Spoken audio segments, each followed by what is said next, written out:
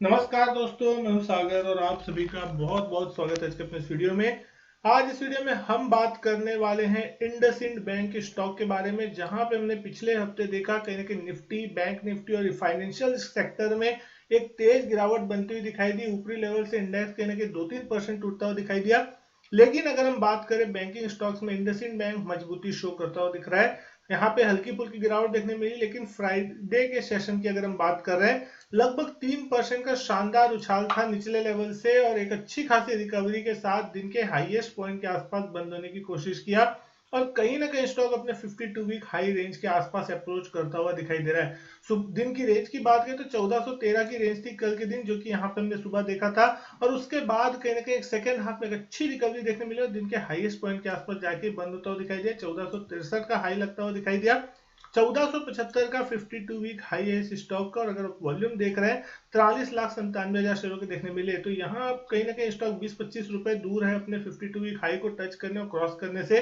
तो अब सबसे बड़ा सवाल ये उठता है कि क्या ये स्टॉक जो है अब एक तेजी के लिए तैयार हो रहा है, या फिर मार्केट की गिरावट जो है इसको फिर से नीचे गिराएगी और ये क्या फेक ब्रेकआउट है, या फिर यहाँ सच में एक ब्रेकआउट होता हुआ दिखाई देगा। तो कहीं ना कहीं बैंकिंग सेक्टर में एक लीडर यहाँ पे बन के उभरता हुआ आपको दिखाई दे रहा है। अगर आप कंपनी की वैल्यूएशन भी देख रहे हैं तो 14 के आसपास के पीई पे चलता हुआ दिख रहा है, जहां बाकी बैंक 18, 20, 22, 25 के पीई पे चलते दिख रहे हैं। सेक्टर पी भी आप देख रहे हैं 23 के आसपास का है, तो एक अच्छी वैल्यूएशन के आसपास स्टॉक कामकाज करता हुआ दिख रहा है। स्ट्रॉन्ग स्ट्रेंथ शो करता हुआ कहीं कहीं दिखाई दे रहा है। 102 रुपए की ईपीएस है, प्राइस टू बुक भी देखे 2.61 की प्राइस टू बुक है और 1,12,882 करोड़ का मार्केट कैप इस कंपनी का है। डिविडेंड यील्ड देख रहे हैं 0.96% की डिविडेंड यील्ड यहाँ पे कंपनी की आती हुई दिख रही है।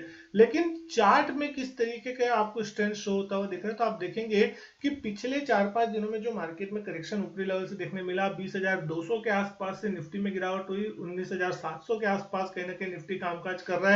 बैंक निफ्टी में भी ऊपरी लेवल से आपको एक बड़ी तेज गिरावट देखने को मिली। लेकिन इस स्टॉक में आपको कोई ज्यादा बड़ा करेक्शन देखने को नहीं मिला। ये स्टॉक 1465-70 की रेंज से गिर के 1410 तक आता हुआ दिखाई दिया और एक ही दिन में लगभग पिछले 2-3 दिन की गिरावट यहाँ पे आपको खत्म होते हुए दिखाई दी और फ्राइडे सेशन में स्टॉक ने अच्छा बाउंस बैक दिखाया। अब ये स्टॉक की अगर आप रेंज देख रहे हैं, तो जिनकी पोजीशन है, जिनको स्टॉप लॉस चाहिए सही तरीके का कि किस लेवल के नीचे फाइनली ये स्टॉक थोड़ा कमजोर होता हुआ दिखाई देगा, तो आप देख सकते हैं कहीं ना कहीं वो लेवल है आपके लिए 1360-1365 का। ये वो लेवल है जो कि लगभग लगभग पिछले 2-3 महीनों से रेस्पेक्ट करता हुआ दिखाई दे रहा है। जब जब इस लेवल के आसपास आया 1360-1365 के रेंज में, उस लेवल से आपको बाउंस देखने मिला है, यानी कहीं ना कहीं इस लेवल को तोड़ने को स्टॉक तैयार नहीं है।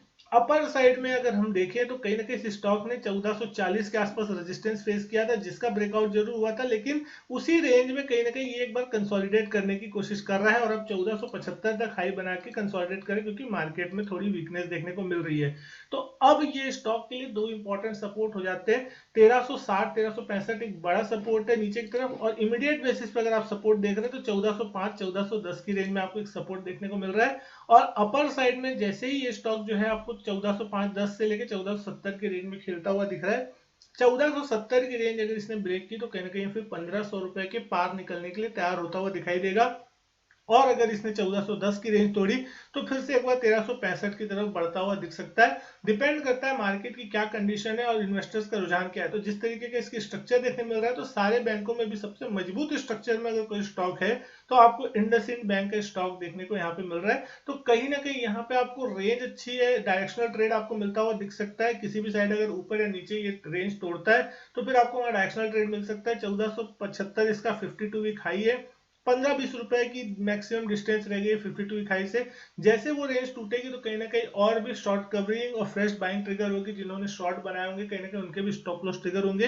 वो स्टॉक को फिर कहीं ना कहीं अपर साइड में लेके जा सकते हैं। और अगर मार्केट में पिछले 3-4 दिनों में 5 दिनों में जिस तरीके की गिरावट देखने मिली, अगर वो सारी चीजें शांत होती है और कहीं ना कहीं मार्केट बॉटम आउट होने की कोशिश करता है और एक रिकवरी आने की कोशिश होगी, तो ये स्टॉक जो है आपको इंडेक्स को, बैंक निफ्टी को आउट परफॉर्म करता हुआ दिख सकता है। और उस कंडीशन में यहाँ पे आपको एक अच्छा राइड ऊपर की तरफ देखने को मिल सकता है।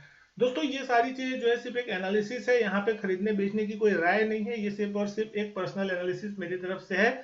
आप यहाँ पे कोई भी अगर ट्रेड करते हैं, इन्वेस्टमेंट का सौदा करते हैं, तो अपने फाइनेंशियल एडवाइजर से पूछे बिना ये सब कोई काम भी ना करें, या अपनी रिस्क पे सारी चीजें कर सकते हैं।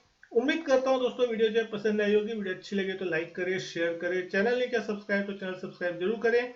मैं आपसे मिलता हूँ अपने नेक्स्ट वीडियो में, तब तक के लिए good bye and thank you.